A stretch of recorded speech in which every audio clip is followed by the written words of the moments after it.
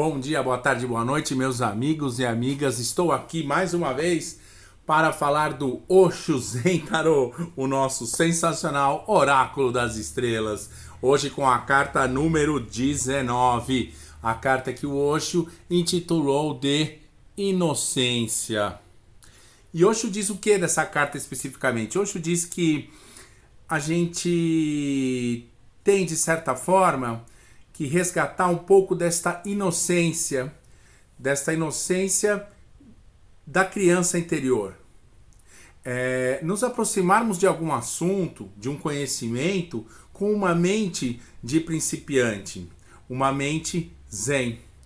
Deixar aquele conhecimento pré-estabelecido, pré-determinado, coisas que disseram pra gente, coisas que a gente comprou, coisas que a gente teve em conta como nossa, jogar isso fora e viver a vida nessa perspectiva como uma criança. E veja bem, como uma criança e não uma pessoa infantilizada. Né? Tem uma distinção muito grande. Mas ver as coisas com a pureza de uma criança. Entender de todos os processos e de todas as modificações que a vida nos apresentam com este maravilhamento, com essa coisa de perceber a mutação, perceber, se indignar, se resignar, olhar aquilo de uma forma e ao mesmo tempo se deixar contaminar por esse espetáculo maravilhoso, né? Não olhar aquilo como se olhasse pela primeira vez. Criar um diálogo, como a gente pode ver aqui com esse senhor, com esse sábio, com esse monge, conversando com esse louva-a-Deus aqui. Eles estão aí trocando uma ideia bem legal. E essa mente de principiante, essa mente zen que o Osho traz, eu resolvi trazer aqui um livro, um livrinho que eu tenho faz tempo já, que chama-se Mente Zen, Mente Principiante. Tem tudo a ver com essa carta aqui. E esse é de um monge zen que foi para os Estados Unidos na década de 50, chama-se Shunryu Suzuki, mas teve um outro Suzuki 50 anos antes desse, que é o Daisetsu Suzuki, né? Pra gente dar uma enrolada porque não sei falar japonês. E esse Suzuki aqui foi posterior, montou comunidade, uma grande comunidade da escola Soto Zen nos Estados Unidos, e eu queria só ler um pedaço disso que é interessante pra gente, que vai fazer todo sentido com a carta. É um pedacinho bem pequenininho. Prestem atenção para a leitura aqui do Murbach, do professor Murbach, que no caso sou eu mesmo. A prática da mente zen é a mente de principiante. A inocência da primeira pergunta: o que sou eu? É necessária em toda a prática zen recorrer a esta pergunta.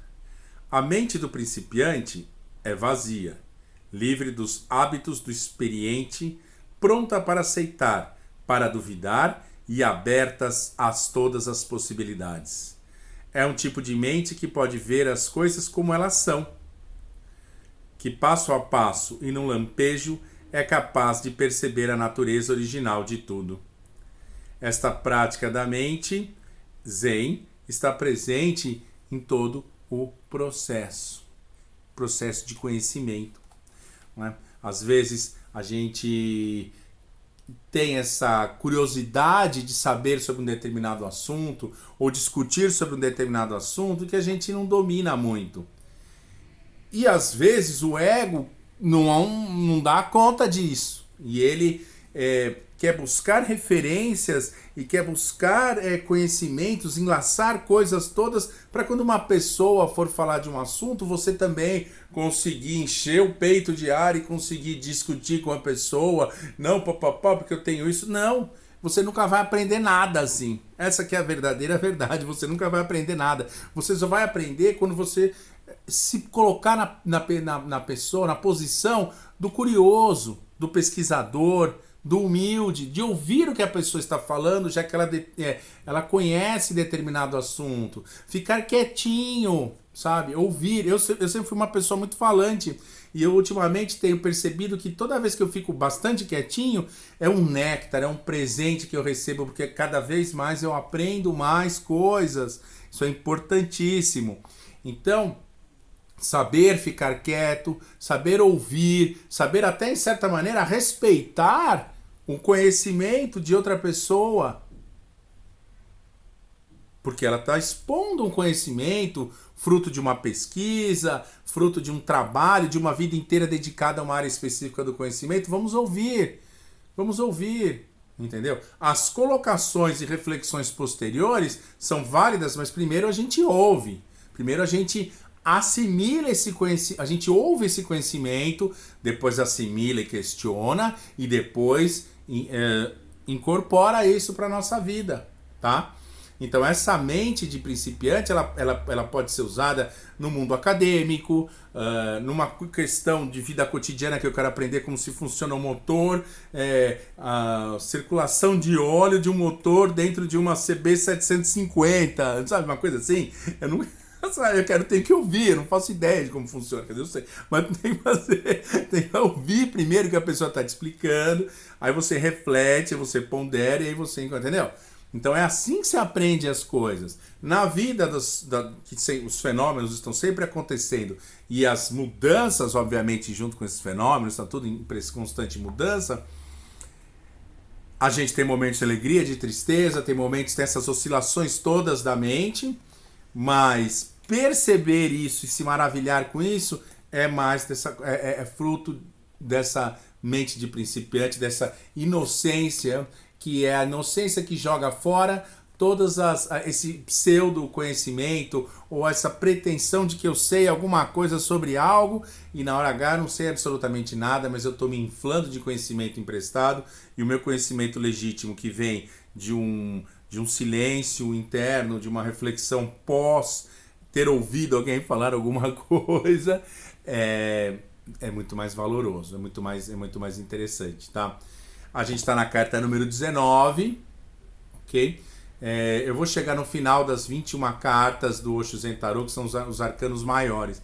Depois a gente tem mais 4 naipes, com mais 12, 13 cartas cada uma, é uma infinidade de cartas.